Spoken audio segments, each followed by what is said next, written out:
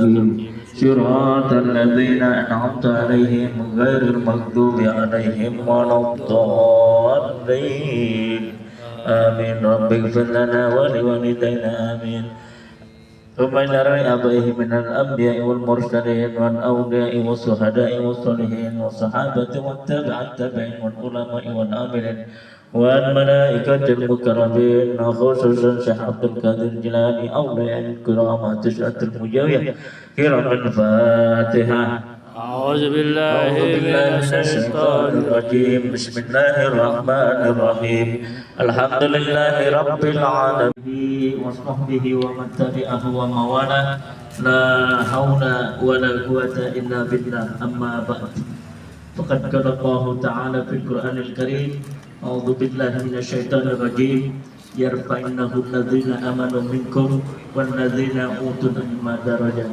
الآيات وقال النبي صلى الله عليه وسلم طلب العلم فريضة على كل مسلم والمسلمة atau kama qala Rasulullah sallallahu alaihi wasallam.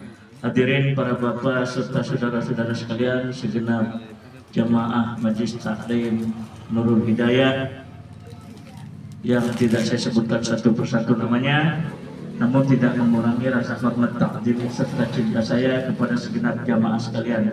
Puji dan syukur sama-sama kita panjatkan kehadirat Allah Subhanahu wa Ta'ala yang senantiasa kita iringi salawat dan salam kepada junjungan Nabi besar Muhammad sallallahu alaihi wasallam. Alhamdulillah kita dapat hadir dan berkumpul kembali di tempat ini dalam rangka suatu acara kegiatan rutin yang kita lakukan, yaitu Majelis Taklim Nurul Hidayah, untuk sama-sama kita menimba ilmu, menuntut ilmu atau memahami kajian yang insya Allah nanti akan disampaikan oleh Tuan Guru Mukarram Muhtaram Ustaz Bapak Haji Muhammad Saifuddin Al-Jabari. Dan untuk kesempatan kali ini dikarenakan jadwal beliau yang begitu padat, jadi session untuk pelajaran-pelajaran akan lebih awal, dan setelahnya nanti baru kita adakan pembacaan suratul Fatihah, Yasin dan Zikrullah. Akhirnya sebelum kita menerima pelajaran-pelajaran yang akan disampaikan nanti, mari sama-sama kita buka taklim kita ini dengan terlebih dahulu kita membacakan sholawat sebagai bentuk mahabbah dan cinta kita kepada baginda Rasulullah SAW, seraya mengharapkan syafaatnya kelak di yaumil kiamah. Amin ya rabbal alamin. Allahumma salli wa sallim wa barik alaihi. Allahumma salli wa sallim. Allahumma salli wa sallim wa zid wa adim wa an'im wa tafadhal wa barik bijalanika wa kamalika ala zaini ibadika wa asrafil ubadik as'adil arabi wal ajam wa imami tayyibatin wal haram wa tarjumani bilisanil qidam wa anba'il ilmi wal ilmi wal hikmati wal hikam Abil Qasim Sayyidina wa habibina wa syafi'ina wa maulana Muhammad wa ala alihi wa sahbihi wa sallam. Zidhu sarafan ya Rabb, zidhu sarafan ya Rabb, zidhu sarafan ya Rabb, ya Rabb, karaman wa ta'ziman wa rif'atan wa mahabbatan wa birra. ورضي الله تبارك وتعالى عن ذوي الفخر علي والقدر الجليل ساداتنا وأئماتنا وموالنا أبي بكر وعمر وعثمان وعلي الحسن ثم الحسين وأن بقية الصحابة وقرابة رسول الله sallallahu alaihi wa alaihim ajma'in.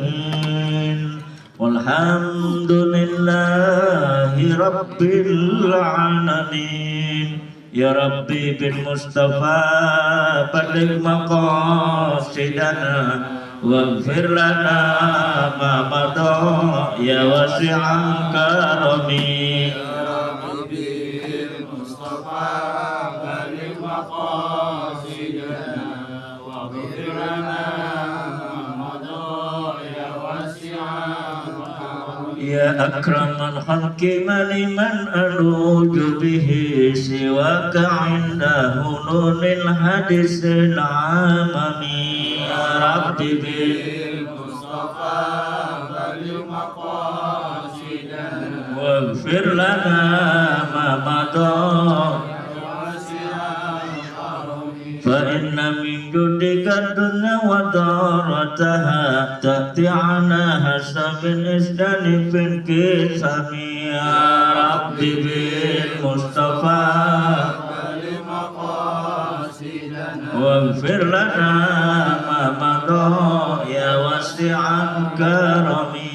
اللهم صل وسلم وبارك عليه. الفاتحة. Bismillahirrahmanirrahim. Alhamdulillahi rabbil alamin. Ar-Rahmanir-Rahim. Maliki yaumiddin. Iyyaka na'budu wa iyyaka nasta'in. Ihdinas siratal mustaqim. Siratal ladzina an'amta 'alaihim ghairil maghdubi 'alaihim waladdallin. Amin. Rabbighfir lana wa liwalidayna. Amin. Assalamualaikum warahmatullahi wabarakatuh. Bismillah walhamdulillah wassalatu wassalamu ala rasulillah Muhammad bin Abdullah wa alihi wa sahbihi wa mawalah. Wa la hawla wa la quwwata illa billah. Fa inna asdaqal hadisi kitabullah wa khairal hadi hadi sayyidina Muhammadin sallallahu alaihi wasallam. Wa syarrul umuri muhdatsatuha wa kullu muhdatsatin bid'ah wa kullu bid'atin dhalalah. وكل ضلالة في النار. وبالسند المتصل إلى الإمام المؤلف رحمكم الله وأدام النفع به وببركة علومه في دارنا. Hadirin segenap jamaah yang berbahagia, puji syukur kita pada Allah Subhanahu wa taala. Alhamdulillah kita masih diberikan sehat oleh Allah Subhanahu wa taala sehingga kita bisa hadir dalam majlis kita setiap malam Sabtu. Semoga langkah niat serta ibadah yang sedang kita laksanakan senantiasa mendapatkan keberkahan dari Allah Subhanahu wa taala. Semoga semua jamaah senantiasa diberikan sehat, panjang umur, berkah rezekinya, berkah rumah tangganya. Lalu jadikan pertemuan malam ini pertemuan yang senantiasa mendapatkan keridhaan dari Allah Subhanahu wa taala. Hadirin yang berbahagia, mohon maaf lahir batin saya minta duluan karena hari ini saya dipaksa untuk mengisi dua acara, satu di Gepura Menteng, satu lagi di Rempoa. Jadi saya minta duluan biar yang sana bisa ubar. Kita lanjutkan tentang masalah tayamum. Kemarin kita sudah bahas tayamum itu adalah cabang daripada toharah. Kalau ibaratnya air itu adalah asal daripada kita bertoharah, bersuci. Tapi tayamum itu bisa dilakukan asalnya karena tidak ada air.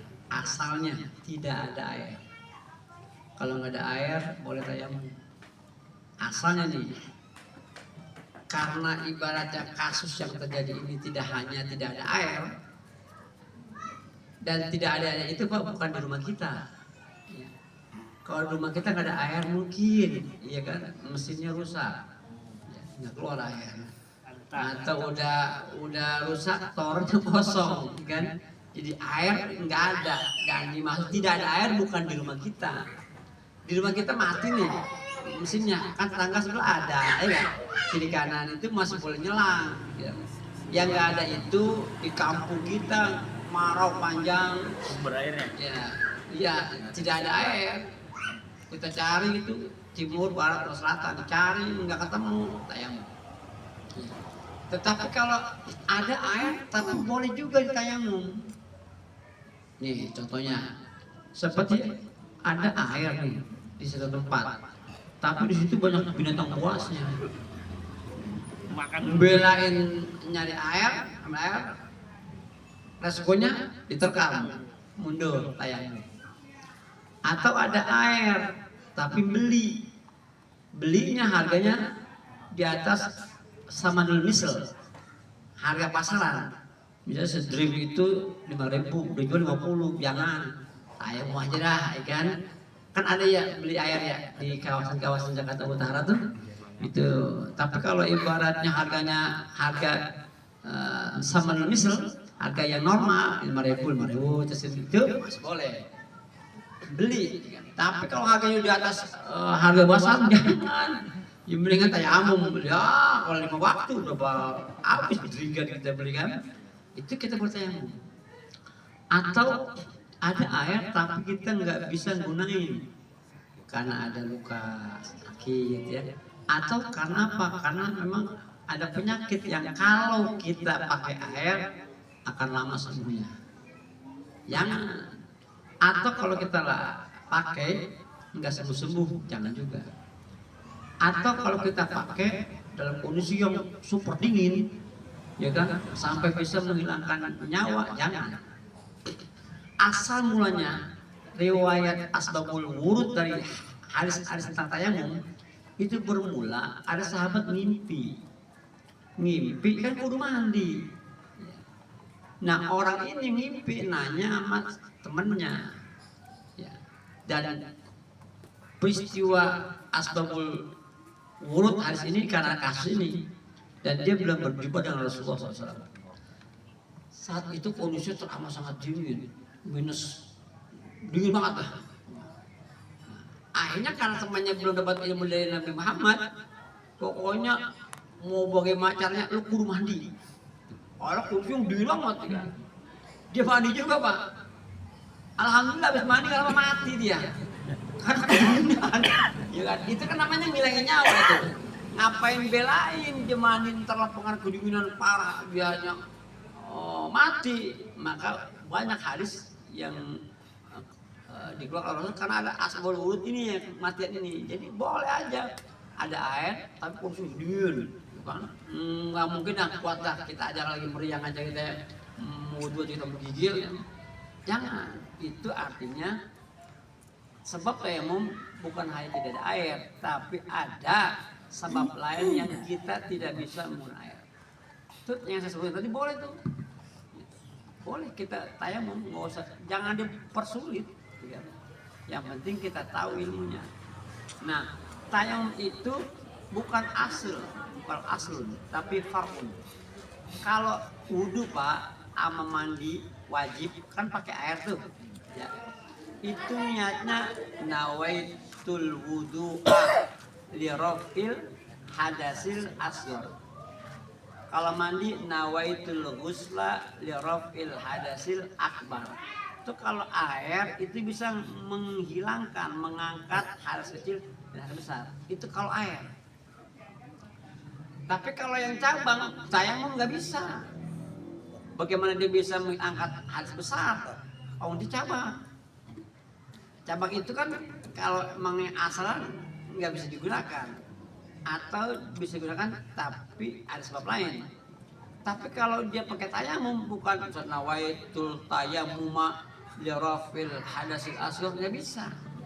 Niatnya bukan li rafil hadas tapi istibahati sholati. Nah, ini tayamum itu dilakukan kalau udah masuk waktu, ya. Kalau belum masuk waktu kagak bisa. Jadi masuk sholat dulu, lohor, kita baru wudhu. Kalau tayamum, kalau kita makan wudhu mau jam 11 kek, mau jam 12 boleh. Pokoknya jam 12 nggak apa-apa, wudhu mah namanya aslun. Tapi kalau cabang nggak bisa. Seperti orang istihadah, perempuan yang haid mulu, sampai di atas 15 hari, maka dia wudhunya ketika masuk waktu Pak. Karena istihadah itu karena kasus. Kalau haid itu kan emang asalnya orang boleh nggak bersolat karena ada haid. Tapi kalau istihadah darah keluar juga kan boleh sholat. Makanya perempuan udah lewat 12 hari dia mandi wajib Pak. Mandi wajib. Karena dia harus sholat, dia harus puasa. Tetap aja dia. Tapi caranya nggak sama dengan asal. Itu. Kalau dia menstruasi, ya kan dia mandi. Tapi kan dibaca kalau pemain kan kagak sholat. Kalau istihadah sholat dalam kondisi darah keluar.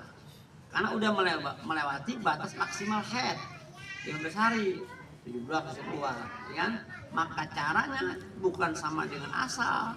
Artinya kapan aja dia ibadahnya, dia wudhu bisa, tapi wudhunya orang istihadah, wudhunya orang tayamumnya orang yang nggak boleh menggunakan air itu kalau udah masuk waktu. Ini perempuan yang mau sholat nih, istihadah. Azan dulu, Allahu Akbar. Nah, baru dah tuh dia wudhu tuh sholat. Tayamum sama juga. Masuk waktu baru tayamum. Nggak boleh sebelum masuk waktu itu tayamum. Kenapa? Karena begini Pak. Karena kalau istihadah itu darahnya keluar, tapi tidak banyak haid. Kalau dia jam 11 udah wudhu, sedangkan dia istihadah, ntar banyak yang keluar jelasnya. Jadi meminimalis keluarnya air darah istihadah itu. Kalau dia kayak wudhu kan lama boleh ya. Kalau dia jangan. Karena kalau makin lama dia nunggu waktu sejam setengah waktu sholat, maka darah itu akan banyak gitu. Jadi beda itu. Jadi tayamum itu dilakukan setelah masuk sholat. Tayamum itu dilakukan hanya untuk satu waktu sholat. Sholat wajib ya. Tapi kalau sholat sunnah boleh aja. Misalnya nih masjid sholat sunnah wudhu, apalagi sholat sunnah tahiyyatul masjid, ya. Apalagi sholat sunnah yang lain tuh boleh, sholat duha, ya kan? Tidak apa-apa. Tapi kalau yang wajib dalam pendapat para ulama itu hanya satu tayamum untuk satu sholat fardu.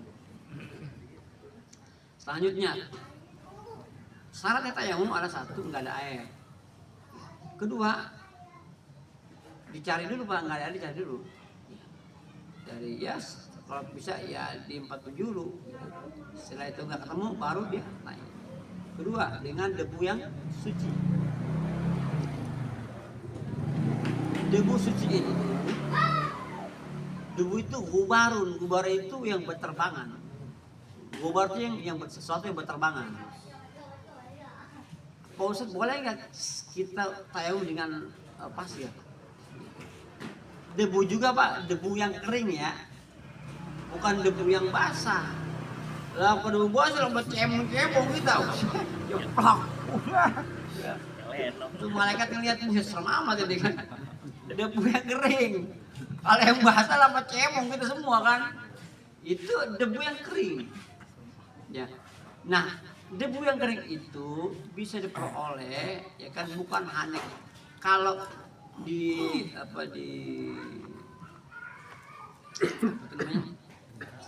pasir ya, pasir boleh nggak untuk ibadahnya tayamum? Boleh jika pasir itu ada gubarnya, ada debunya gitu. Makanya di pesawat saya umroh saya nggak anjurkan jamaah sholat. Kenapa? Kalau pesawat mah apalagi SP yang memang gede, itu kan banyak, itu mah nggak bakal masuk yang namanya debu. Tuh, dia kan yang domestik aja ya, apalagi yang jarak jauh kan, umroh haji, itu dingin Pak. Banyak kalau kata ibadah 8 jam itu di atas kita ini AC-nya digeber ke kita. Kita nih 8 jam. Waduh, bisa dingin kita. Makanya kalau jarak jauh tuh ada selimut, ya enggak? Coba kalau di Jogja, ya diketawain pakai selimut, jauhnya cuma 1,5 jam ya. Tapi udah 8 jam pun dingin Pak. Makanya kecil kemungkinan adanya debu. Makanya waktu saya umroh beberapa kali kan, saya anjurkan kepada jemaah udah usah sholat, pesawat mah satu menghadapnya juga kan. Kalau kita mau pakai apa HP nyari apa namanya? Kompas nggak ada sinyal, iya kan? Nggak bisa. Tapi di belakang ada apa? Buat sholat. Ya kan itu mah cuma pikiran doang. Nah, ya kan, itu kan ibadah kita emang tahu ibadahnya. Ya di belakang mah sono ya kan, sono aja mah kadang pesawat lurus bae. Kayak kita di pesawat di kapal Pak, kapal laut. Ya, kapal laut nih. Misalnya sono no. Kita begini. Lah kapal kamu bisa makan di piring ya kan. Pasti bertahan begini terus aja, lah kagak bisa. Jadi itu mah di pesawat mah dikasih dulu. Ya awalnya aja begitu. Lagi apa di daratan di atas mah kan pesawat mah kamu begini mulu Pak, begini sesuai dengan alurnya. Coba naik pesawat kapal laut nggak mungkin, emang ada dah musolanya nggak ada sono ngikut aja deh, ngikutin apa panahnya aja biarin. Itu pesawat mau begini, kapal mau begini kayak bodo amat, begini aja betul. Assalamualaikum. Salam. Kalau kita ngikutin Pak, bertahan kita tetap begini, kapal kan lama sono. Bisa. Kenapa? Karena memang posisinya berubah dia, arah kiblatnya berubah. Kenapa? Karena perputaran perahu dan pesawat. Jadi kalau pesawat tuh arah ke pesawat dia hormatin waktu doang. Persyaratannya satu, nggak ngadep kiblat, ya kan? Udah ngayang kemana-mana soal pesawat kan itu kan. Kalau udah kita aja di daratan merubah kiblatnya batal Pak. Nih, kita sholat nih. Assalamualaikum cuma pipi doang. Assalamualaikum. Itu begitu doang. Assalamualaikum. Itu daratan nih. Kalau dia begini. Baru as doang udah begini nih. Ini kan berarti itu merubah arah kiblat. Batal. Coba begini. Assalamualaikum warahmatullah. Ya. Karena udah assalamualaikum. Karena yang wajib satu, yang dua sunnah. Kalau assalamualaikum Allah. Kalau asalnya udah begini, batal. Sugeng tuh, ini sugeng tuh. Kenapa sugeng lu tunjuk gitu? Emang ente tahu udah sholat. Rajin tadi. Kan ente yang ngajarin. Berdua bareng. Jadi nggak boleh Pak. Jadi kalau udah assalamualaikum, itu udah selesai salamnya. Dia mau begini kayak nggak ada masalah. Kalau kedua mah nggak apa-apa, kan yang kedua sunnah. Rukunnya yang pertama itu di darat. Kalau di lautan nggak mungkin kita bertahan. Di lautan bisa kompas. Taruh kompas kita, dia pasti berubah. Geser lagi. Geser lagi. Kan ikutin begitu. Iya, jadi enggak. Makanya kalau pesawat hanya tanya pun juga nggak ada debu. Jadi saya melakukan jamak takhir. Jadi ketika nyampe di Mekah Madinah, waktunya kan beda 4 jam. Ya. Jadi kalau kita dari sini kita ini di sini waktunya asar, di Mekah asar, di sini bisa. Makanya beda 4 jam. Jadi ketika saya nyampe Mekah atau ke Madinah itu masih bisa makan jamak takhir. Jadi zuhur untuk asar. Jadi saya nggak anjurkan jamaah saya untuk sholat pesawat. Kalaupun sholat pesawat, sholat dia hormatil waktu karena masuk waktu aja. Jadi kalau nyampe ke sana di kodok atau jamaah takhir. Ada orang sholat pesawat, dibiarin aja nggak apa-apa. Bapak kalau ibadah SP itu sekitar 400 sekian 480 apa ya? Iya, enggak penumpangnya. Lah kalau penumpang wudhu semua, lebih aja pesawat. Apalagi orang kedaung, orang wudhu belum boros banget kan. Repot, membahayakan itu. Sugeng lagi itu. Jadi bagi saya jangan. Ada kata dia sholat juga banyak itu orang Arab. Saya nggak nyalahin juga. Saya pikir itu bukan sholat adaan, tapi sholat dihormatil waktu karena udah datangnya waktu sholat. Dengan debu yang suci. Ada orang begini, boleh nggak kita tayamum pakai bedak? Kalau pakai bedak bukan tayamum, namanya dandan. Ente bayangin, kalau ente tayamum pakai bedak, ikan? Mantap. Ikan. Oh, yang bul kan. Oh, kan. Apalagi kan sampai 3 kali kan. Udah kayak pemain lenong gitu. Jadi emon Tangannya gitu kan, itu nggak bisa kalau pakai yang namanya bedak. Pakai apa tuh, genteng pun, genteng. Kalau pakai genteng itu dalam kita takrib ini dijelaskan nggak boleh genteng, karena genteng campuran. Kalaupun ibaratnya dia nggak campuran pun ibaratnya, karena dia bentuknya bukan berubah, karena udah berbentuk genteng gitu loh. Bentuk genteng. Kalau di rumah kita ada nggak debu? Banyak. Apa ya, rumahnya di pinggir jalan ya kan?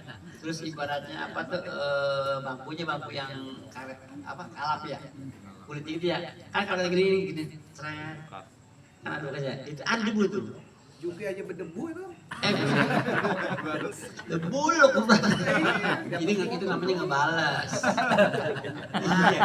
Jadi kalau diginikan seret itu berbekas, itu namanya ada ubah. Karena apa? Karena ubah itu sesuatu yang berterbangan. Boleh. Jadi udah masuk waktu, debu udah nyari, dan jangan lupa ibaratnya dilakukannya ketika masuk waktu sholat. Ingat ya, saya tadi ngajar di apa di mana? Di Nurul Iman, masih di Markos. Saya bilang tidak ada dalam kaidah fikih orang boleh meninggalkan sholat karena sakit. Tidak ada. Selama dia masih sadar, berakal. Kalau orang masih berakal, dia sakit meskipun dirawat di sebulan pun, nggak ada alasan dia ninggalin sholat. Gitu maksudnya. Pak Ustaz, waktu saya kemarin sakit, dulu saya sakit nih, saya seminggu dirawat, saya nggak sholat. Mengapa nggak sholat? Saya diinfus.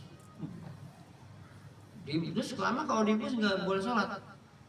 Orang yang sholat itu satu, ada akalnya. Nah ibu kira-kira lagi sakit punya akal nggak? Sadar nggak? Sadar. Warna duit bisa kelihatan. Lihat tuh, nah itu namanya masih sadar. Jadi bukan alasan dia sakit dirawat, diinfus dia nggak boleh sholat pak. Kan dia masih sadar. Kenapa sadar? Al-aqlu, berakal. Kecuali udah nggak ada akal, udah koma. Nah, koma kan berarti nggak sadar. Maka saat dia nggak sadar, maka dia nggak boleh sholat. Bagaimana sholat? Bukan, kan nggak sadar. Tapi kali masih sadar, makan masih doyan, ya kan? Suster yang cakep masih ngeh dia, sama duit masih nggak keliru kan?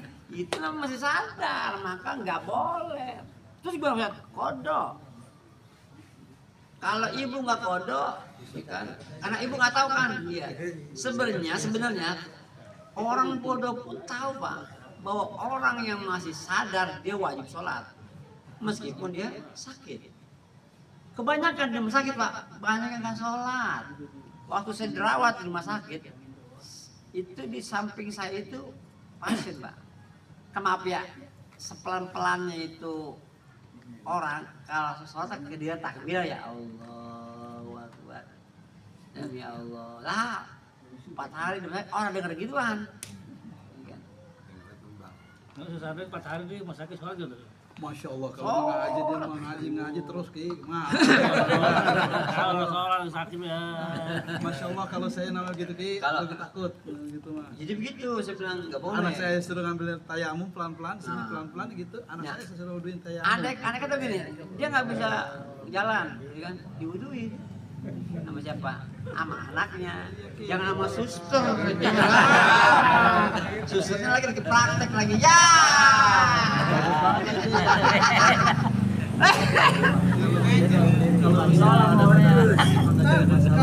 ini tak sebenarnya orang sakit lagi, jangan tinggal lagi. Kalau yang orang sakit tadi itu kan wajib sholat kan? Apa? Orang yang sakit itu kan wajib sholat, sholat nggak boleh tinggalin. Tapi rata-rata mereka tuh apa namanya nggak yakin tentang kebersihannya karena ini kan BAB kencing kan di situ. Oh. Rata-rata begitu tadi yang saya ini. Ini termasuk saya ngerawat orang tua sendiri, almarhum ibu saya tuh begitu. Jadi, ibunya habis BAB, ibu habis kencing, ibu nggak cebok atau gimana? Itu gimana syarat sahnya sholat tuh kalau gitu? Baik. Karena begitu. Jadi sekolah. Iya, jadi yang penting kan ini intinya dia masih sadar, Sadar sih kalau. maka dia wajib sholat. Itu kan teknis, kan? Oh, dia udah di situ, kan? Iya. Di situ, kan? Di situ kan pakai pampers ya, kayaknya ya. Iya. Iya, pakai pampers ya. Iya kan pampers yang ukur ya. Nah, maka kan dia kalau dia ibadah mau sholat, pipis, ya kan? Maka kan dicopotin. Kecuali dia musasal. Musasal itu kencing mulu. Beser. Beser mulu. Beser. Tapi nggak banyak Pak, nggak banyak. Kayak netes doang. Netes ya. Kalau dia kencingnya banyak kan berarti bukan ini. Iya. Iya, musasal itu kecil ini Pak. Nah, jadi kalau kasus seperti itu tetap aja dia wajib sholat, ya itu teknis. Kalau dia pipis gantilah ibaratnya namanya apa pampersnya, istinja dibersihin lagi. Karena nggak ada ini namanya rukhsah. Kalau dia mau kodok, sebabnya apa kodok? Sebab kodok apa misalnya gitu ya? Dia kodok dah, permasalahan. Nah kalau dia sembuh dia mau kodok nggak? Gitu. Itu banyak kasus gitu. Jika mau saya ini mah teknis ya, tergantung innamal a'malu binniyat. Tetap. Iya. Kalau perkara kita udah rapi nih, terus ibadah di tempat itu ibadah masih nangis, masih ada kira-kira tuh ya. Ya kita udah ikhtiar kita udah semaksimal mungkin gitu lah. Tapi intinya tidak boleh ninggalin sholat. Karena dia masih sadar, orang sadar wajib sholat. Itu mah teknis kita bagaimana caranya gitu lah. Kalau dia nggak masih akal sih. Iya cara gitu. Cara gimana atur aja bagaimana itu posisinya ibaratnya dia bisa suci. Andai kata ibaratnya posisi itu jangan suci di tempat itu misalnya gitu ya, dia sholat aja. Tanpa mukena juga nggak apa-apa tuh kalau gitu. Kalau perempuan tanpa mukena gitu. Tetap menggunakan itu alat. Ya. Sekarang perempuan pakai jilbab. Iya. Ya. Terus tangannya sudah apa menutup aurat semua kan? Boleh. Itu mah andai kata kita nggak pakai, tapi jangan rambutnya kelihatan juga nggak boleh. Kan syaratnya harus tutup aurat. Enggak, saya waktu itu punya pengalaman merawat orang tua saya tuh, setiap saya ingetin buat sholat, ibu nggak yakin ibu tuh bersih karena BAB sama BAK-nya kencingnya tuh di tempat. Ya, gitu. Iya. Emang sih pakaian dia sih cuma pakai daster aja, Tat. Iya, yang penting tutup aurat. Tangannya panjang gitu kan, terus ini ditutup, kan, ininya ditutup, kan, kayak pakai jilbab aja gitu. Tapi kalau dia nggak yakin nih saya suci, terus dia nggak sholat, ya tak masalah. Parah.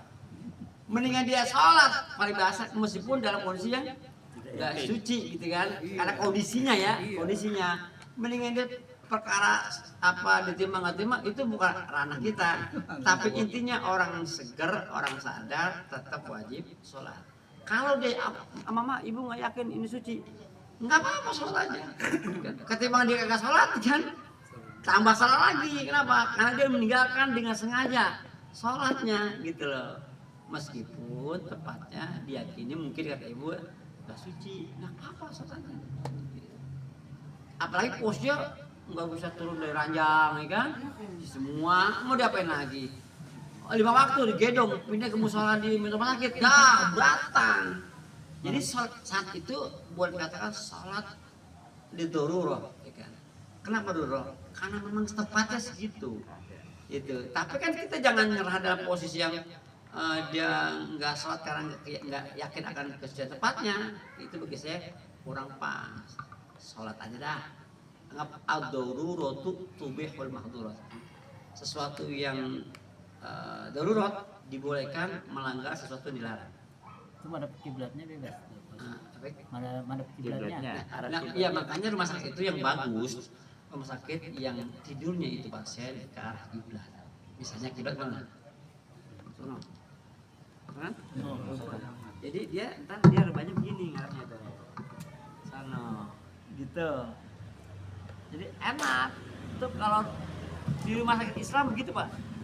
Saya lihat masih lagi bingung saya, oh sebelah sana, jadi nggak puyeng-puyeng gitu.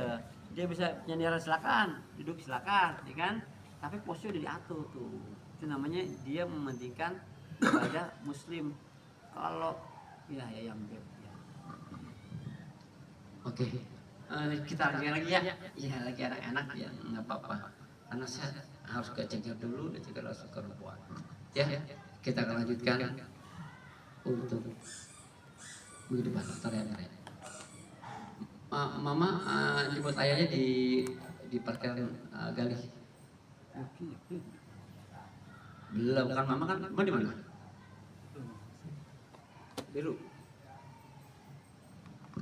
Biru yang bagus dah, yang banyak bodirannya.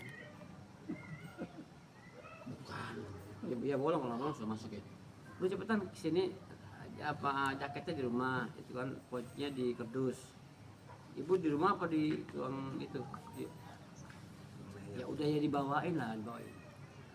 Sarung dong, sarung. Udah. Mau bolong baju ya? Saya bisa mah. Nggak bisa masuk. Ya ini memang perkara yang Jarang, tapi kita harus tahu kenapa agar ada kasus itu kita sudah memahami ilmu yang berhubungan dengan belum selesai. Kita akan pada acara malam 1 besok. Sekian, assalamualaikum warahmatullahi wabarakatuh.